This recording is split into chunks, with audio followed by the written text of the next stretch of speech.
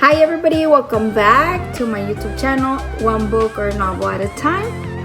I will continue to read to you Goosebumps Most Wanted, Book 1, Planet of the Lone Gnomes, and I will continue where we left off.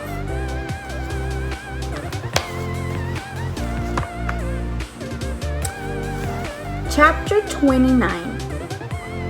Stop! Let us go! I shouted, but they ignored my cries. The clatter of their boots on the pavement drowned out my terrified screams. Elliot and I bumped along together. It was like being carried by a powerful ocean wave, and I saw no one else on the street. No one who could stop them or try to help us. I could scream till my throat exploded, and no one would hear. The gnomes turned a corner. Tall trees passed overhead.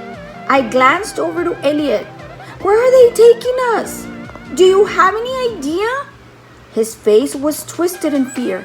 Jay, I know exactly where they're taking us, he said in a trembling voice.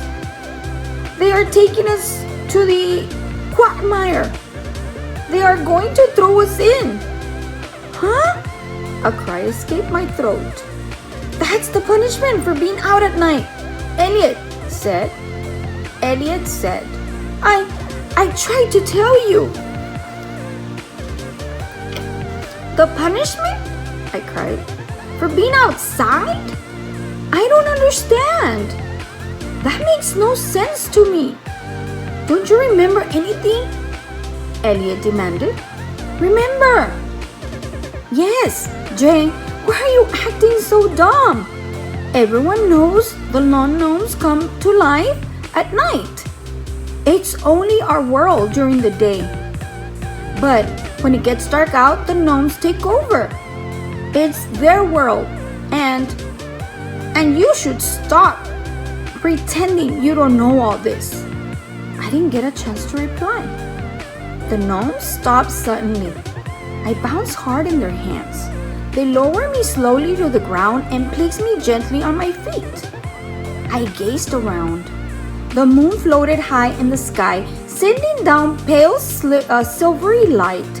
The quagmire gleamed in front of us. A shimmering, deadly lake. A lake of thick quicksand where it took only seconds to sink out of sight. I shuddered. I remember my first time here, and I pictured Elliot and me sinking. And I thought of my lost bike, somewhere deep below the cold, smelly surface. I took a deep breath and made one last try at escape. I shot my arms out, bent my knees, tried to kick myself free, but the gnomes held tight. I couldn't budge. I turned and saw that Elliot was still held in the air. 4 gnomes raised him high over their heads. His eyes were wild with fright. Help me, he cried. They're going to toss me in. The gnomes moved forward towards the lake of quicksand. Wait, I uttered. Gnomes pushed hard all around me so I couldn't move. I watched in horror as the other gnomes carried Elliot to the edge of the quagmire. They raised him higher, ready to heave him in. Jay, help me! Help me, please! He wailed. I had to do something. This was all my fault. My fault.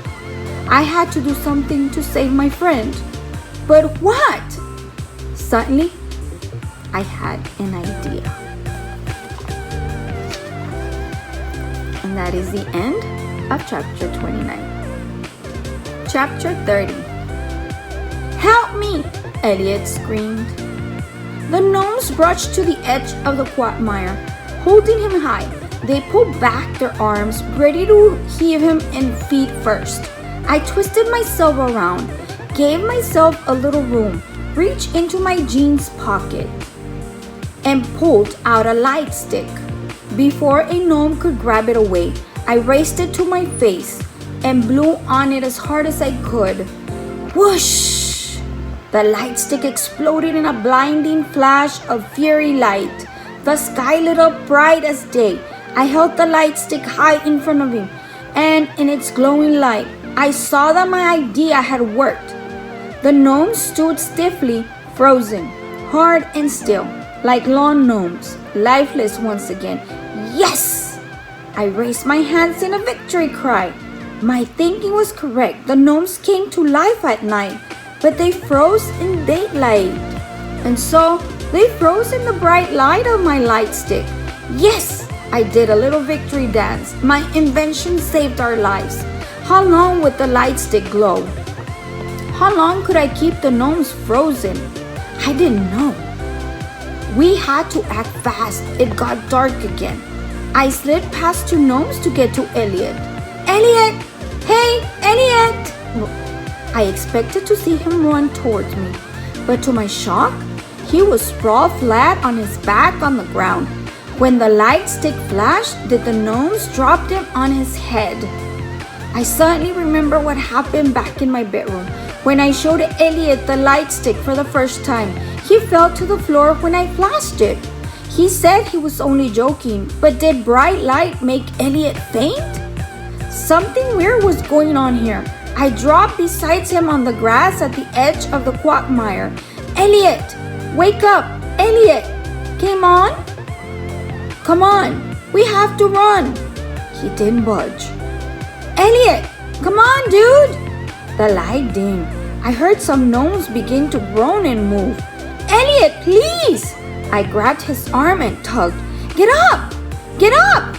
We don't have any time! And then I opened my mouth in a horrified scream. His arm, it yanked off in my hands. The whole arm ripped away from the shoulder. And, oh no! I saw wires and circuits and mechanical things inside Elliot's arm. Oh wow! I murmured. I gaped at the loose arm, at the wires and cables inside it. Elliot, what is this? What are you? I don't understand. He slowly raised his head. He turned to me. His eyes slid back and forth. Malfunction, he said. Huh? Elliot? Please, I begged. Malfunction? He repeated. Malfunction, malfunction. What's wrong with you? I cried. Get up! Stop saying that! We have to get away from here! The quagmire bubbled suddenly. It made a sound like a loud burp. Elliot! Malfunction, malfunction. His eyes darted faster from side to side. The light stick was dead now. Darkness returned. I heard a rustling behind me. I turned and saw the lawn gnomes stretching, their arms above their heads, yawning, waking up. I let go of Elliot's arm. It rolled over the grass. Malfunction, malfunction. I jumped to my feet. My heart pounded so hard I could barely breathe. Elliot's voice rang in my ear, repeating that word over and over and over. Elliot's voice rang in my ear, repeating that word over and over. I knew I couldn't save him, but I had to try to save myself. The gnomes all stood now. They moved quickly. Their eyes were all on me. Their shadowy faces were menacing, all scowls and clenched jaws beneath their beards. I had one more light stick in my pocket. I tugged it out. I knew I had to put the gnomes back to sleep. It was my only chance to escape them. I raised the light stick close to my face. I sucked in a deep breath and blew hard. Nothing happened. It didn't light. And that is the end of chapter 30. Chapter 31. I took a deep breath and blew on it again. No, not happening. My hand trembled as I turned it over and blew on the other end of the stick. No, it didn't light. Maybe it was one I'd already used in my room. With a cry, I tossed the light stick into the quagmire. It landed with a soft thunk and sank immediately. Elliot lay lifelessly at my feet, his mechanical arm beside him. He had finally stopped repeating the word malfunction. His mouth hung open and his eyes stared blankly up at the pale silver of a moon above the trees. Run, I told myself. I gazed around, frantically searching for the best escape path, but the gnomes had me surrounded. Once again, they formed a circle. They were closing in. And then I saw someone standing at the edge of the quagmire, watching me. Not a gnome.